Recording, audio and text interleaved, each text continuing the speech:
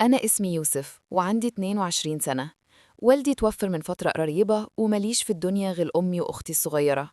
بعد وفاة والدي اضطريت أدور على شغل علشان أقدر أساعد في مصاريف البيت ومصاريف جامعتي اللي فاضل لي سنة وأخلصها. دورت على شغل كتير لكن حظي كان وحش، لحد ما كنت في يوم قاعد على القهوة وسمعت الحاج رمضان جارنا بيقول إنهم محتاجين حد معاهم في الشغل. والحاج رمضان ده بالمناسبة شغال في مشرحة المستشفى العام عندنا. خدت الكرسي بتاعي وقعدت جنب الحاج رمضان أسأله عن تفاصيل الشغل والمرتب وساعات الشغل والورديات، وكان الراجل بيرد عليا بكل ذوق بصراحة. ولما قلت له إني محتاج الشغل ده قال لي: يا ابني أنت صغير ومش هتتحمل، الشغل في المشرحة تقيل عليك. قلت له: خليها على الله يا حاج رمضان، أنا محتاج الشغل ده ضروري. بعد إلحاح مني الحاج رمضان وافق يساعدني، وتوظفت في المشرحة بغسل مكان التشريح وتنظيف المكان. في البداية كانت وردياتي بالنهار بس، وأنا كنت محتاج ورديات بالليل علشان أعرف أحضر محاضراتي، فقلت المهم أتقبل الأول والدنيا هتتيسر بعدين. وفعلا بعد فترة اتحولت الوردية بالليل. المشرحة بالنهار مكان مش مخيف للدرجة، لأن في ناس كتير حوالينا والمستشفى قريبة على بعد حوالي 50 متر، والناس داخلة خارجة وفي دوشة.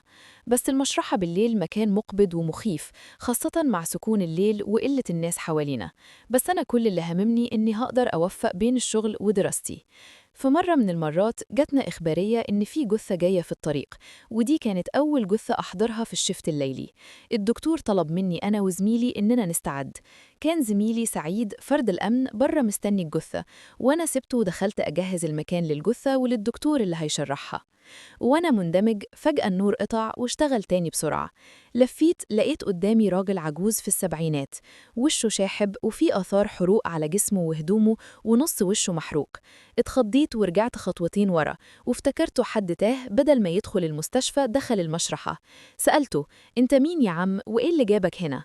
الغريب إن الراجل مردش، وأول ما فتح بقه خرج منه دخان بريحة حريق ولحم محروق بيخبط في وشي. مسافة ما كحيت لقيت الراجل اختفى من قدامي. في اللحظة دي صوت عربية الإسعاف فوقني، وصوت الدكتور نبيل وهو بيقول: يلا دخلوا الجثة بسرعة علشان نخلص شغل بدري.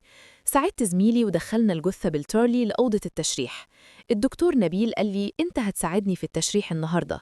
وشي صفر، لأني أول مرة أساعد في تشريح جثة أو أشوفها. شغلي أساساً كان تنظيف ومسح بعد التشريح، لكن طبعاً ما كانش ينفع أرفض. الدم اتسحب من وشي لما الدكتور فتح كيس الجثث، وشفت إن الجثة هي نفس الراجل اللي شفته من دقايق. رجعت خطوات ووقعت على الأرض.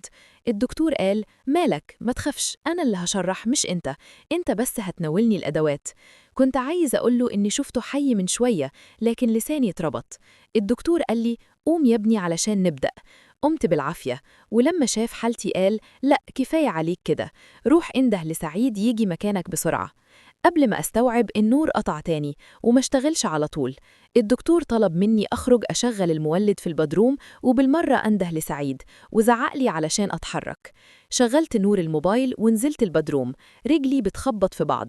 فجأة نور الموبايل فصل واشتغل مرة واحدة علشان ألاقي الراجل قدامي، مفيش بيني وبينه 5 سنتي، نفسه يحد دخان ولحم محروق بيخبط في وشي. اتجمدت لا عارف أصرخ ولا أتحرك، وفجأة اختفى. جريت على فوق من غير ما أشغل المولد. لما وصلت النور كان اشتغل.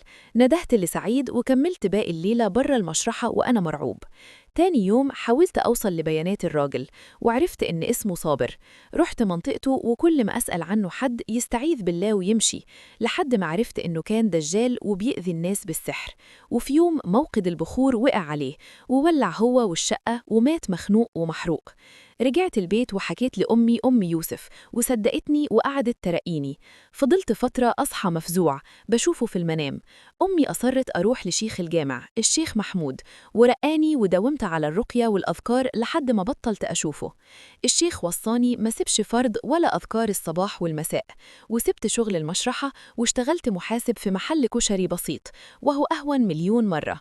ولو وصلتوا لحد هنا ما تنسوش تشتركوا في القناة وتفعلوا زر الجرس علشان يوصلكم كل فيديو غامض، واعملوا لايك وما تنسوش تصلوا على النبي وتستغفروا ربنا وتكتبوا أي حاجة تؤجروا عليها في الكومنتات.